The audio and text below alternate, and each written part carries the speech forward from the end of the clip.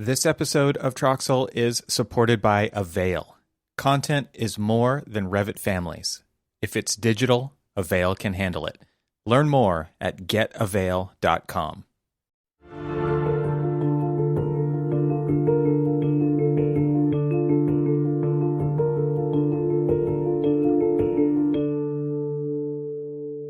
Welcome to the Troxel Podcast. I'm Evan Troxel. This is the podcast where I have conversations with guests from the architectural community and beyond to talk about the coevolution of architecture and technology.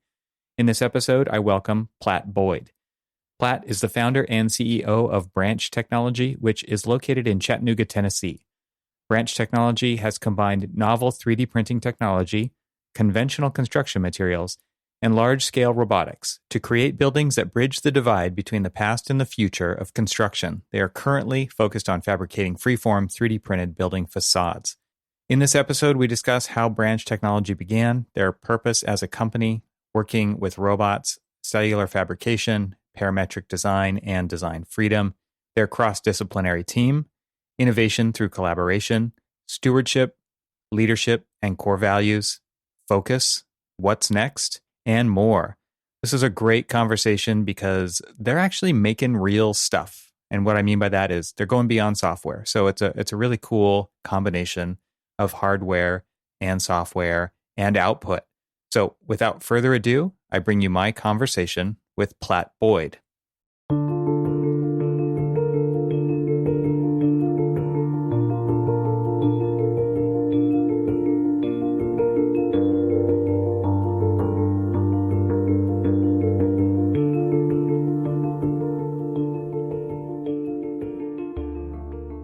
Platt, welcome to the podcast. It's great to see you again. Good to see you as well. And we met in Chicago. We met at the Auburn alumni get-together. And then on the show floor, we were both exhibiting in our various booths. But your booth was very impressive. But even before I saw the booth, meeting you and just talking about what you're doing, it was like, I got to talk to this guy on the podcast because I want to share this with everybody. Because you're basically making it possible for paper architects to be legitimate. It's amazing the work that you're doing. I appreciate it very much.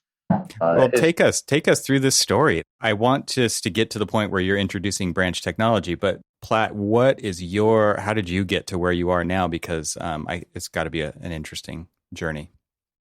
Well, I'm a normal architect and used to practice and had been in the firm for 15 years, and I was a partner there, and that's what I thought was going to be my retirement. And then had this idea about how you could use 3D printing as a scaffold for normal construction materials, and just had a sketch.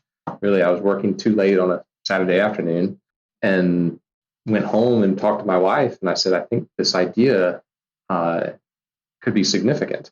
And it was upsetting. Like I realized that if this works, then you had to do it. It's a big deal. Yeah. So anyways, that's where it started, was just a sketch, and then spent 9 months, nights and weekends, investigating like patents and robots and polymers and like investment and all this kind of stuff. And it was it was my passion. I still have the day job, but it was investigating it nights and weekends for 9 months before taking that leap. Because I've got 4 kids, and that's a big deal. It's a significant risk, right? Yeah, I think we talked about that in person, and it was like, I remember you saying that. Like, when you see it, and when I see you say that face to face, I can still see kind of the existential angst that was involved in that decision. Yeah.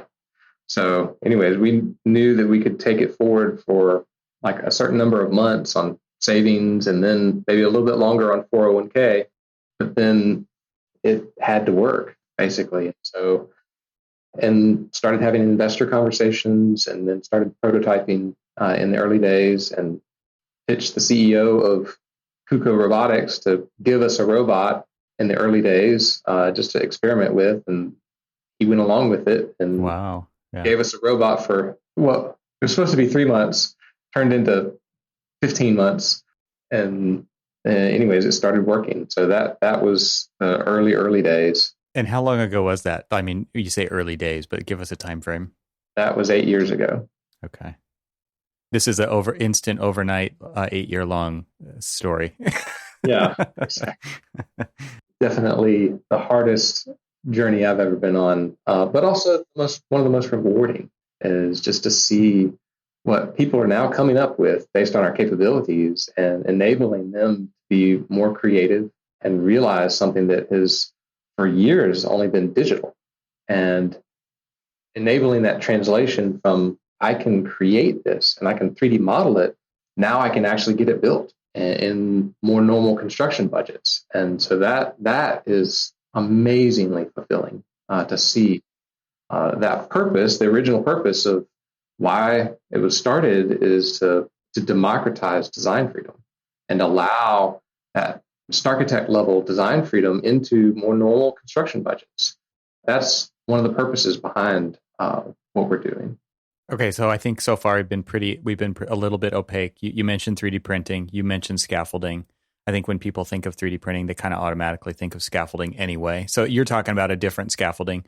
And we talked a little bit before hitting record that this was going to be a podcast, a subject that suffers because this is not a visual podcast.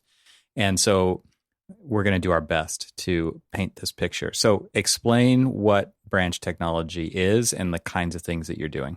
Okay. So big picture, we make facades for commercial buildings. And we do that by prefabricating parts in our facility. And it's using construction scale 3D printing and big robots to make those walls. And the way that we do that is a method called freeform extrusion, and where that material that we 3D print with, it extrudes out of a nozzle and it solidifies almost immediately upon coming out of the nozzle. And so we sequence that robot to create a cellular framework. We call it the matrix, and it is a true matrix in that it has coordinates in X, Y, and Z directions. And so just imagine a series of cubes stacked upon one another, and the robot traces a path that goes along the perimeter of each of those cubes and creates this cellular matrix. So it's a series of grids and that are structural, and then we take the voids in those cubes and fill them with other materials. And so we use a polyurethane foam that's fire rated to infill that matrix to make a composite. And that's providing the insulation value. And then we put a finish on top of that. So the finishes that we put on top of that composite structure are either glass fiber reinforced concrete, a 3/4 inch layer of GFRC, or the lightweight stuccos that are kind of troweled on as systems. So the interesting thing about it is that matrix, and we call the method cellular fabrication. But that cellular matrix is something that a 2-pound piece of this, the size of a concrete block, can support 3,000 pounds in compression. But once you fill it with the foam, it more than doubles that strength. And so it reinforces each of the struts and prevents them from buckling.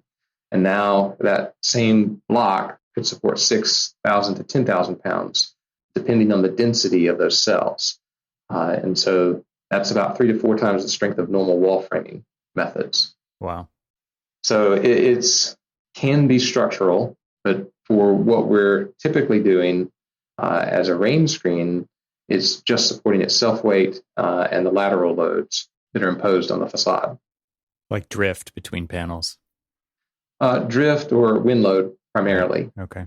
Interesting. And just to give people a little bit of a further vision of what this is, when you talk about the nozzle and this material coming out of the nozzle and drying as basically as fast as it's coming out into the position that it's in, that's two things. You don't need to build layers up like traditional 3D printing. And the other thing is like the nozzle is way bigger than a traditional 3D printer, right? You were talking like, what is it, like a 1/4 inch or something like that? Or Yeah. It's about 1/4 of an inch. The extrudate that comes out is about 1/4 of an inch, and that's what gives it its structural properties. Because like something that's as big as the little filament extruders, that wouldn't support load. right. And when you build the cellular matrix, give an idea of the scale of the cells. You mentioned cubes, but like the scale of the cells themselves and how they're, I mean, basically you're turning every shape into a mini space frame that is structural in every direction, I would imagine. You got it. And we can vary the size of the cells, but typically we're at 2 inches between the height and width and length of each of the cells. And then those are all braced as well, cross-braced, so that they become a structural lattice. We can do bigger or smaller. When you start getting bigger, it gets a bit more floppy. You get smaller and it gets much stronger, but it takes much longer to print. And so we've kind of optimized to an average of speed and strength at 2-inch cubes. And is there another constraint here, just the material that you're injecting or pouring into this, as far as like I would imagine there's an optimized ratio of cell structure to the void form that you're filling it with to just get an adhesion between those two to act as a single unit. Yeah, and we've kind of worked with this 2-inch optimum for a while now, and that's what we've done. One of the things that we have to do is characterize everything and go through all kinds of testing in order to say this product meets commercial building code. So we've spent years of time, millions of dollars in testing all of these products to be certified to commercial building code. And so as you start modifying any of these big variables, then you have to retest everything. So you're trying to avoid that to some extent as well. To some extent, yes. It's a big deal. And so we've got an assembly, and so what we make, I forgot to talk about that. What we make are range screens, either like a range screen that hangs on a traditional carriage system, or we also do a mega panel. And the range screen panel sizes for that can be up to 4 feet by 10 feet. And then the mega panel is in association with the National Network of Prefabricators. And those panel sizes can go up to 10 to 12 feet wide by 30 to 45 feet long. And they can be oriented either vertically or horizontally. And so our product in that regard is the insulation and the articulation on the outside of a light gauge metal frame. It is the structure for those mega panels. And that's basically those sizes, at least at the larger size, are determined by logistics, like the Department of Transportation, things like that. Correct. What'll fit on the back of a tractor trailer. Yeah. Okay. Because your facility, if you're doing the rain screen panels, you're doing those in Tennessee, and then these other ones you're working with a network to kind of get closer to, or maybe based on special requirements of a fabrication facility to get those panels built and logistically close to a project potentially? Sure. So we ship product all over the U.S. and we've shipped products to Japan and Saudi Arabia thus far in the world. But we can ship from here to wherever. The panel sizes for the rain screen, we do all that here. When we're doing the mega panels, we send our what we call composite core, which is the printed, foamed, and milled down robotically to whatever the articulation project is for the facade. We ship that out that's unfinished to our partners. They apply that onto the walls and then they finish it. And then they ship it and install it on the job site. So that's kind of the two different methods that we use. Okay, now let's attempt to paint a picture of what it looks like. Like, what are the kinds of forms that people are building? Because I think we're implying complex curving surfaces, things like that nature. But really, I think it would we'd benefit from you giving us some examples of the kinds of forms that you're creating as exterior rain screen or mega panel installations. Sure. So it basically is up to the designer and to envision what they want their facade to look like. So it can be almost any pattern. Every panel can be custom. So we have a depth to play with for that embossing that is anywhere from 8 to 12 inches depth. And so you can create all kinds of patterns. You can create imagery. You could create whatever it is you want to be that theme for that building or the branding. So that's kind of you can do almost anything. And what's really neat is if you understand parametric design and like what's possible in Grasshopper or CATIA or Dynamo, that enables inherent complexity. And that complexity is very difficult to realize with traditional methods of construction or materials. But this enables that complexity to be illustrated onto a building in different patterns, scales. And so it's really creative freedom. I mean, that's what it is. So I'm trying to think of a good analogy. But I think what's interesting is you've got like you said it a minute ago, multiple scales of patterns. And I think one thing that I would just throw in here as a designer and thinking about this is I see the panels that you're creating, and the panel itself could kind of be thought of as a base pattern. And then what you're saying is you have this additional thickness on the surface of that to do even more with custom patterning on top. So it's like you can have a macro pattern. Like I'm thinking of like a Zaha building or like the Peterson Museum in LA, where it's these big swooping things. I know that's metal panel, but just one of the types of facades that comes to mind, or maybe even Disney Concert Hall or something like that, something that Frank Gehry would do, where it's this large scale panel that has a superstructure frame holding it up. But then on top of that, you could further articulate additional patterning using shade and shadow and depth and, all of these things with your tooling as you're building each panel to that the combination possibilities here are truly endless. Yeah.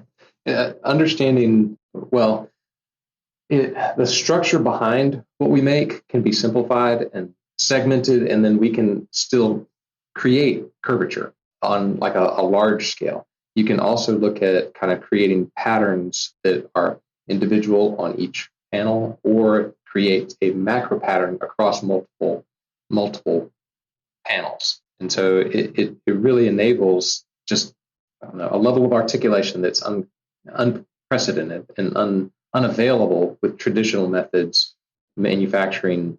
And so we create that using milling, like robotic milling. So when you give instruction to a robot, it will follow whatever contours. So one of the projects that we did that's under construction right now, we're finished with our part. It's in the installer's hands right now, but was a LiDAR scan of the moon. So it had 6 billion points, a point cloud. So we didn't need that much information. It was about 4,400 square feet, but we put the surface of the moon on those panels. And so the topography of the moon, we set the depth of that articulation to 8 inches. And so you can read the topography of the moon across all those panels. I did one preview image on my LinkedIn a couple weeks ago, and you can see that level of articulation that's available. I'll put a link to that post in the show notes and obviously to your website so people can see additional examples. How did you talked a little bit about how you started to go down this rabbit hole, but what was your experience before this with complex facades? Was there any, was this a total jumping off point that was totally tangent to what you were already doing as an architect, or this was a complete departure? Okay, a complete departure. I worked at a very traditional firm. This was in Montgomery, Alabama, and I did a lot of white columned buildings as part of the state capitol complex, and so very, very traditional. So this is a very big departure from that. And now collaborating with some of these most advanced firms in the world, looking at how they're using these tools to create the next generation of architecture. And they're really just the first ones, right? Those are the ones who are like, they're already have some foot in the door on the tech to do this. But what you talked about this early on was democratizing this, right? Because I think what a lot of people do is when they see that stuff, they're like, oh, my firm won't do that. But what you're saying is like the tech is actually here. It's in tools that you probably already use, like Rhino and Grasshopper, to, yeah, you can do this too, right? That to me is what's really, really interesting about the work that you're doing as a product manufacturer. And so this is another big departure, right? You went from architecture to product manufacturer to fulfill the vision of our other architects. Correct. Yeah. And it's been a huge learning curve. And so, like me as an architect, I'm having to learn a ton about manufacturing, quality control, software, hardware, robotics, material science. Like these are things that we now have a team of experts. And so it's relying on that expertise that's outside of the realm of architecture, but these people know how to deal with like quality control in the manufacturing environment, or how to control robotics to do custom things every single time, how to create software that will analyze or vet geometries. That's one of the things I'm most proud of is the team that we've got here that incredibly cross-disciplinary, that collaborates to create solutions that are not just kludged together, but we have a core value called design beauty that's meant to be, you look at complexity, you look at systems that are available, and then you reduce that to elegant simplicity, so that you've got integrated solutions rather than just things that are cobbled together that look ugly. So that's one of the our core values is that we try to have integrated solutions that provide form, function, ability to do things quickly and easily within the products that we're creating. You sound like an architect right there, because these are like guiding principles of a project or a firm or a design studio. What are the other kinds of core principles that you're operating under? So that's one of them. That's often the outcome of intense collaboration. That's one of our core values is like you draw in expertise as needed to solve the problems, have everybody around the table come up with that solution. We've got, from a people standpoint, humble genius is one of them. It's working with people that you enjoy working with. They do brilliant work, but don't think of themselves as genius. And we've got a strict no asshole policy because you want to enjoy the people that you work with on a daily basis. And so that's something that is a good thing. I love it. More firms in the industry need that policy. We all know it. Wise stewardship is another. It's like we're given this like opportunity to bring this into the world, and we have finite time, finite resources.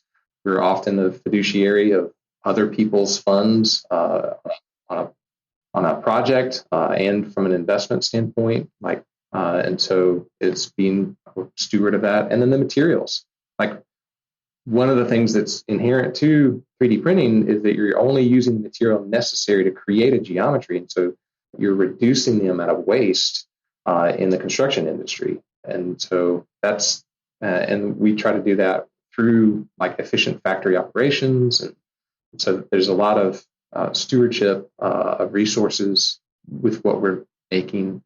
So I don't know. I love our core values, and there's more if you want me to keep talking about that. Well, those are fantastic. One of the things that I was thinking about as you were talking about those was that there's a lot of firms that just do what they've always been doing. And I think through that process, you start to lose the tight-knittedness of what core values are and what they mean. How do you keep those kind of top of mind? How do you keep those active in the culture? You've been doing this for 8 years now.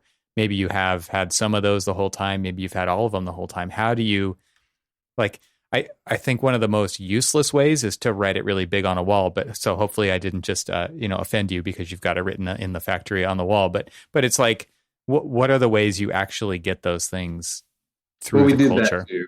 Yeah. But no, the main things is you hire and fire based on those values. And then like on a quarterly and annual basis, the reviews that we do, the feedback loops for how we kind of work together, we use that to do the reviews and kind of how is somebody embodying all these, and we've got 6 core values. And then once a year at least, I'm giving kind of a hour-long talk, kind of saying, here is what we're talking about. And not just a one-pager, these are the values, but here's the elaboration of how this works out in practice. Here's some examples. We've got Slack, and so we use that as something that will highlight examples of, oh, this person did this as a great example of relentless execution or wise stewardship. And so you keep them at top of mind. It's not something just written on a wall. It's got to be something that's daily part of the vocabulary and part of like how we operate.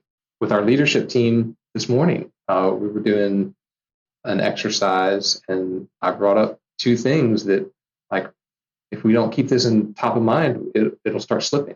And this has to do with these 2 core values, and like we need to make sure that's we're the examples of this for the company.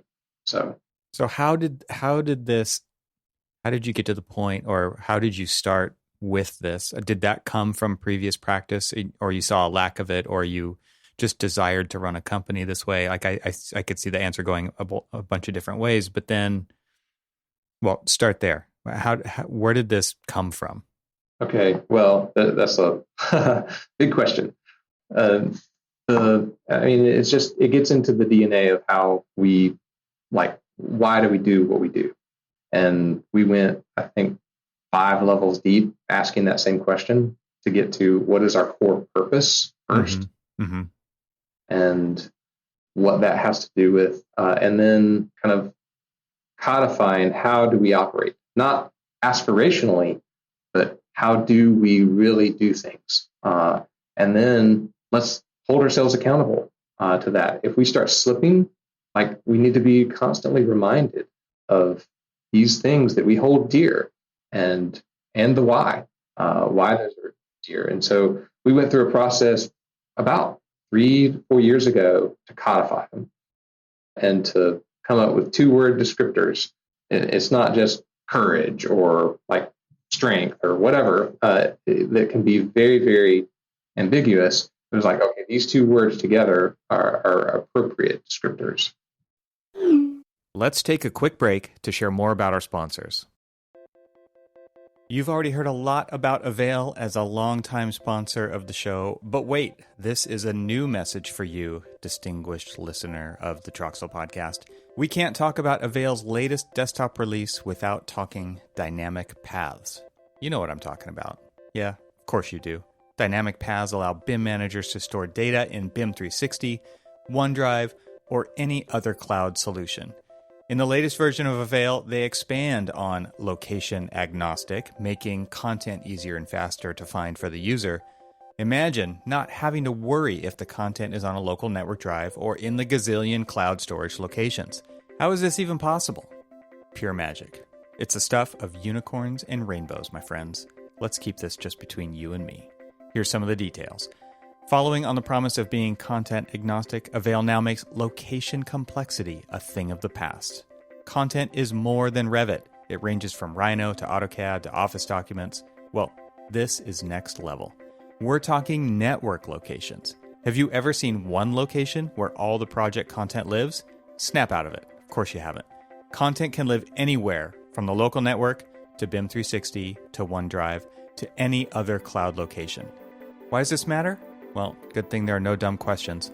Because the answer is that it frees up users to concentrate on design, which pays the bills, and getting content into a project, not managing technical issues around network drives and paths. Let's face it, they aren't that good at that anyway. Avail's mission is to make finding content simpler and easier.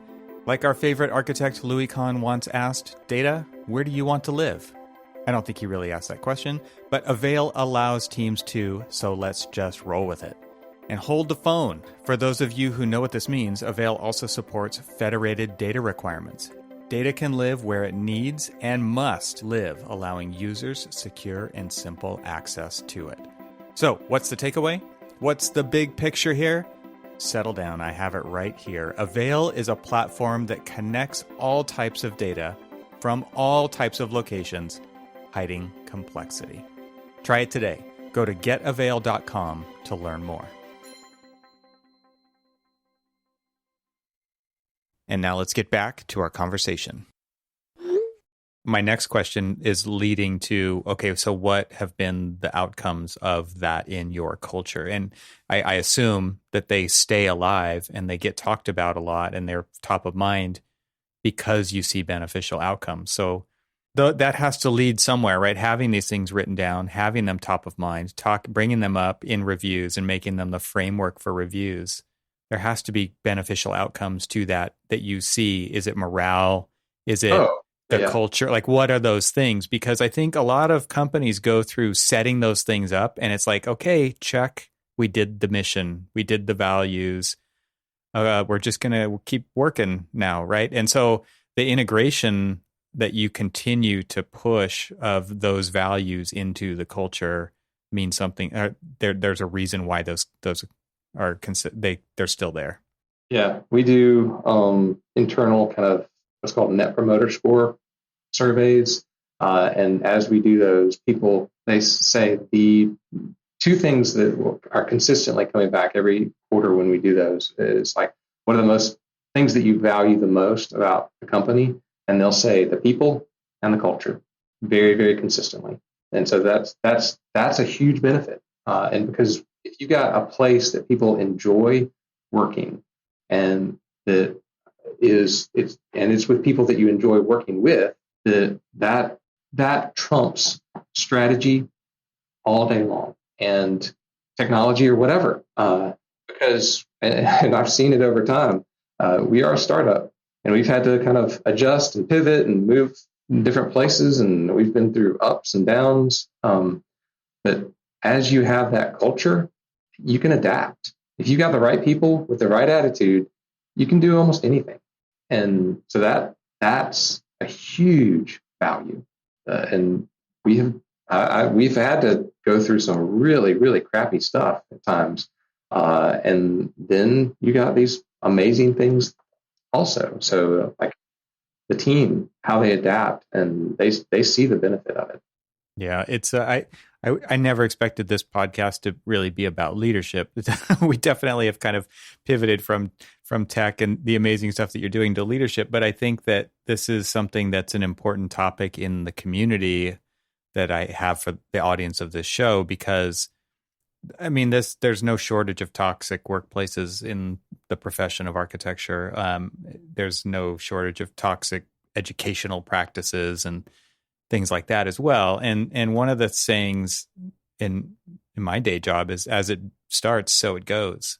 And if employees are showing up to work at a place like Branch and there's a set of kind of baseline expectations in the way the culture is, and they choose to become a part of that, right? They choose to be aligned with those values because they share those values, or they like the outcomes of those, like whatever those reasons could be, then so it goes, right? And if you're setting that expectation up front, it makes all the sense in the world to continue to talk about those things because you're getting the outcomes that you want from those, and you're designing to an extent the culture, but the people are really filling in the blanks with all of the different pieces of that culture to make it the actual company culture. Like you set up the framework, the scaffolding. Like we keep coming back to scaffolding on so many scales here, but then they're filling in the rest of that, and that's how you've created such an amazing team. So, and that's one of the things that I think will be our biggest challenge moving forward is as we grow, maintain that same spirit. I I've never done this before, and so like trying to keep those values is going to be a challenge. Yeah. Well, let's get back to the tech and the delivery side of this. I mean, a couple threads are interesting to me. Maybe I'll put them both out there, and then you pick which direction you want to go. The first one is like it takes a lot of money to start up a manufacturing business, and that's very different than architecture. Like you can set up an architecture shop tonight, right? You could quote unquote hang your shingle. So that's one like maybe potential topic here. The other one is just how do people actually get into this process that you help them fulfill? So there's like a tech side of what are people designing in, what do you intake, then what do you do with it until it finally gets to the put in place on a project. So two very different topics, and I don't really care which direction we go because I think they're both interesting. I just because of time, we don't even have to go down both. But I think if you want to pick one of those and run with it, let's do it. Okay. Well, I'll say this, and then I'm going to move into the second topic. Okay, so we are hitting both. Okay, excellent. The investor side of things is the steepest learning curve of anything. And we've had to raise money over the years, and $22 million to date, and through different rounds of funding. And that's definitely one of the hardest things that I've had to learn throughout this whole thing. That's a whole complete separate podcast. Okay. And it is very difficult in construction tech and creating something new in a very, very old traditional industry. That's something that at the beginning of this, there was zero construction tech investors. And as time has gone on, we've seen people become more and more interested in this industry because it is so inefficient and it is so huge. So there's lots of innovation that's possible there. But the second question is the more important probably to your audience. And so I'd rather focus on that, which is how to incorporate this into like projects. And so we work on a daily basis with architects, designers, contractors, developers, but most often it's with the architects. And we work with them if they've got the capabilities to design, like with our design freedom, like, and they can understand parametric design and all that kind of stuff, then we take what they give to us and run with it. We may adapt it a little bit to refine it for our capabilities, but that's the ideal, is when architects can come up with the designs that we can then make. Sometimes, though, that's not possible. And so we can go through what's called a design assist process. We've got a very, very talented design assist team here that can come up with themes, and we show, here's a couple options for that particular building based on feedback that are themes that the owner or the architect wants on that project. And we will create designs and patterns and things for that particular building. And so either of those is perfectly viable, but kind of the process of what it looks like it's a 3D model. Like we're working with whatever 3D modeling program people are comfortable with. So whether that's Revit, Rhino, CATIA, SketchUp, it doesn't really matter. And so we receive that model from the architect, and we use that as kind of the beginning point. We want the native geometry in that program, and then we put it through our kind of internal process to take the articulated surface, create an internal geometry that's the matrix, and then all the robotic code to instruct the robots how to print it, and then a second layer of robotic code for the milling robots to mill the surface geometry. And then so the model that we end up using for what we call digital production has multiple layers in it, but it starts with the outer layer that is the surface geometry. And then we build in like the intelligence, the machine code, other systems that have to be incorporated into it, like the attachment points and the spacing on a facade or onto the building, how it attaches back. We have to go through engineering, working with, we have internal structural engineers that engineer the panels that in order to meet whatever building code it is in that location. So whether that's coastal or inland, and the wind loads that are for those regions, or lateral loads if it's in earthquake zones, seismic loads if it's in earthquake zones. And then we'll produce shop drawings that go through we wish that you could have a truly digital process, and we just use that 3D model.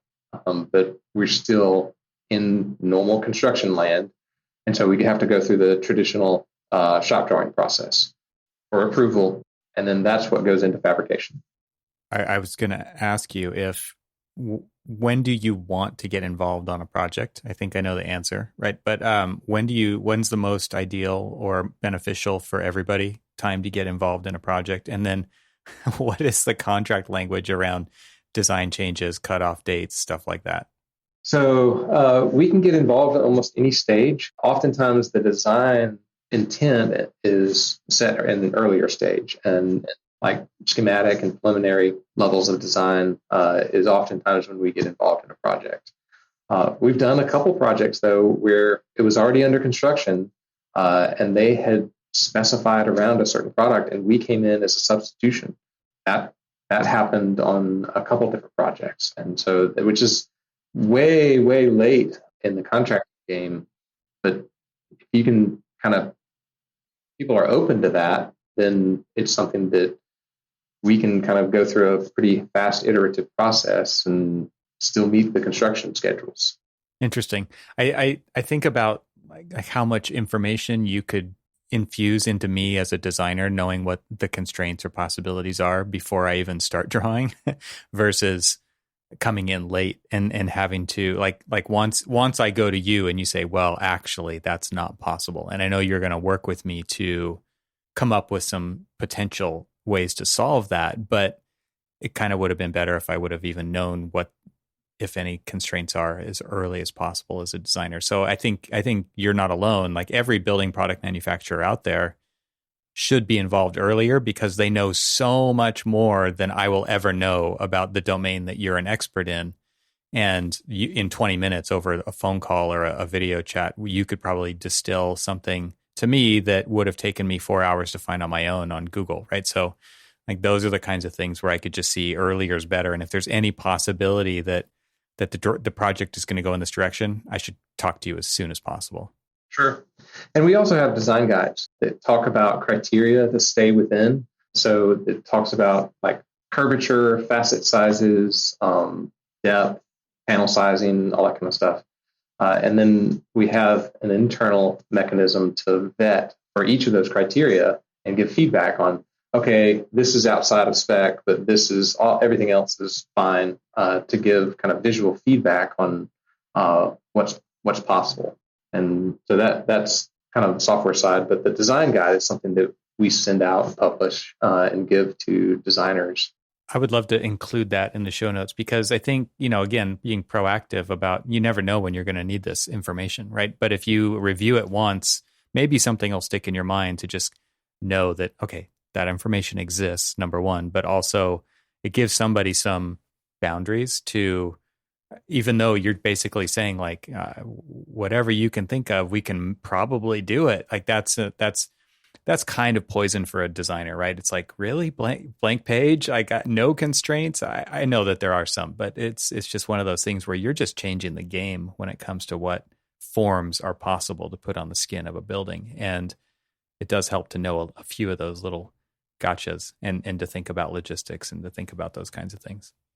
And one of the things that we're about to launch, it's not out there yet, but it will be on the website in probably a couple months, is like a panel library. So these will be Revit families that you can download, and they can be manipulated to a certain extent.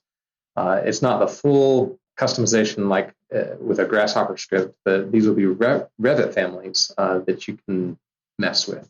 And so what that does is it gives the capability into the designer's hands to like have a starting point. And it's a parametric family, so it has limits on it. So that should be coming out in the next couple of months. Maybe you start wrapping up here, but I think like there's a whole aspect to robotics, fabrication, where you're designing, you've mentioned it a couple times, like the code that runs the robots. Like, and so there's this whole other level of design problem that you guys are handling. Like, I don't necessarily have to worry about that. You've run it through your different automations to see if it's within spec. Once it gets to a certain point and we say, okay, like this is it, this is the final version, right? Okay, we're going to actually start building fabrication code off of this model right here. And what was it like for you to go through that design process of actually designing that code? Because I can imagine it's a bit overwhelming, totally foreign to where you came from, right? Doing white column buildings. And when you're designing that kind of stuff, I think that's something that's always interesting to me in the manufacturing process is like you get this final thing, but we really have no idea what it took to make this thing or to make even some of the parts of this thing, right? And there's a whole like designing the tool, designing the machine part of it. I think that's pretty fascinating. Can you just speak to that part of what you guys have done at Branch? Like in the early days, like I had to learn Rhino and Grasshopper, which I had no experience with, because we used a Grasshopper plugin that was controlling the robot in the early days.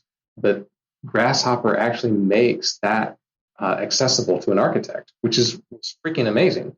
And so the tools that are now kind of becoming more commonplace allow for like even the democratization of technology to somebody that doesn't know how to code and having to learn just a little bit of that in the early days. So that was in the very, very beginning. And then somebody gave me a great piece of advice in the early days: stop hiring architects and get a real software person. When I did that, I was like, oh, you have so many more capabilities and you can solve things so much faster. And so we've had computational engineers that are like PhD level, how to create structure and how to sequence things. And this is in some regards, an NP hard problem where you're sequencing something with millions of points. And how do you do that efficiently? With our structure, it's not as difficult. But where we're going is creating more complexity and solving that in the non-structured grid manner. And so software people to do that definitely are needed. And so creating the tools and now some of the things that we're doing on like the design automation side to take, like once we get a geometry, how do we take it and make all that into parts and all the robotic code and we're trying to automate more and more and more steps of that. And even to the point of like creating shop drawings. Like how do you automate that process that oftentimes was very, very manual? And so we're transitioning to CATIA internally because it's much, much better things like that. Yeah, interesting. You mentioned like where things are heading, and I would love to invite you to talk about whatever you want to talk about, whatever you're willing to talk about there. But I think my question has to do with who's driving where you're going. Is it you? Is it clients? Is it a little bit of both? Like, do you see value that you can deliver, so therefore you're going to fund that and pursue that on your own and then make it available? Or is it really coming from the demand side where people are saying, man, like you keep seeing designs come in that you just can't do, and therefore you have to go in that direction? Where's that all coming from? I'd say both and to that. It's one, kind of the vision and kind of where we think we need to go. And then second is like we get requests coming in from creative architects saying, could you do this or that? And it's just like, oh, well, actually we could, but we're trying like the internet and just people randomly coming in, they produce a whole lot of crazy. And so there's some things that we just say, no, can't do that, can't do that, can't do that. We try to stay focused on what is like the building enclosure world. And so that's what we try to, what we're staying focused on. But we're listening to the market and seeing where there's good opportunities within that. I guess one of the inherent things that we're doing is that we're making a cellular structure. You can do almost anything with a cellular structure. It's a small morphable unit geometry. You see all of nature is either some sort of a crystalline or a cellular structure at the base. Yeah, I see images right behind you on your wall. That's all nature. Yeah, I was thinking the same thing. And so it has almost infinite flexibility. And so that's one of the purposes in the name branch, is being able to branch into other areas over time. We're trying to stay very focused right now at an earlier stage into facades for commercial buildings, but knowing the flexibility of the tech allows us to diversify over time. And I know we're running short on time. The last thing that I want to touch on, kind of future direction thing, that's pretty exciting and is definitely not the core part of our business, but we've got a project that we're working on right now. The initial collaboration with fostering partners 4 years ago with NASA, and we won this structural material science competition called the NASA 3D Printed Habitat Challenge. That was 4 years ago. Right now, we're working on a contract to look at how might we use our method and materials to 3D print on the moon. And so it's a very collaborative process. We've got Stanford on the material science, fostering partners on the design vocabulary. But the purpose of this is to use in situ materials to the moon to 3D print with those native materials, lunar regolith, the dirt basically up on the moon, and a biological binder. So it's called a biologically bound soil composite.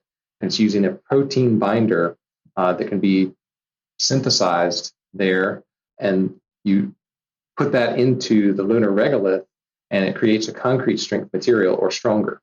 And so this little piece right here on my desk, I mean, we've done it. It can use sand or the dirt on the moon to create this concrete strength material. And so we've been working over the past several months with fostering partners to create the demonstration. So in October, we're creating a small 2 rooms of a habitat here in Chattanooga, and for this lunar demonstration. And so NASA is looking at this, and they want to, in 5 years, send a machine up to the moon to 3D print and see if the mechanism and the materials will work. 15 years from now, they want to 3D print a habitat on the moon. So this is like, it's got material science, it's got robotics, it's got all kinds of things involved in it, but it's definitely the most science fiction thing that we're working on. But it is working. It's actually doing the thing that it was intended to do. So I'm very excited about this because we demonstrate this at the end of October here. And so we're inviting people to come in for that demonstration and tour the facility and see this thing that we've been working on with NASA to show here's how we might be able to 3D print things on the moon. And then the application is here on Earth that this is potentially a cement substitute. And it's something that as this works itself out on the material science side, the carbon footprint that you see in concrete and cement, if this can work to create that strong of a material it's a biological agent, the potential of that is incredible. So I don't know, it's a very, very exciting project, but it has terrestrial applications almost immediately. You saw all of this coming when you started Branch. You're right. Yeah. So it's been amazing to see where creative people take these capabilities. And that's why I love collaborating with designers and architects because they have taken it in directions that I could have never envisioned. And so that's something that I really, really enjoy working with architects who are very creative. It's incredible to hear about. It's incredible to watch. I'm looking forward to watching more and more things develop out of Branch Technologies. This has been a fascinating conversation.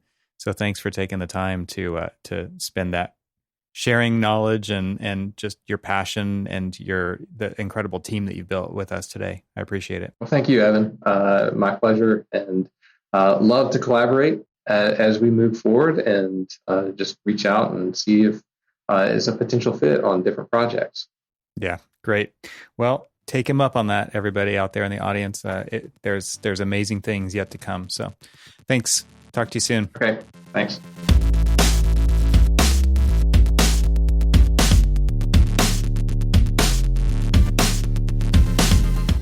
Thank you to Avail for their support of this podcast episode. Visit getavail.com to see their holistic approach to content management today. This show is part of the Gable Media Podcast Network. You can see all the shows at gablemedia.com. That's GABLMEDIA.com.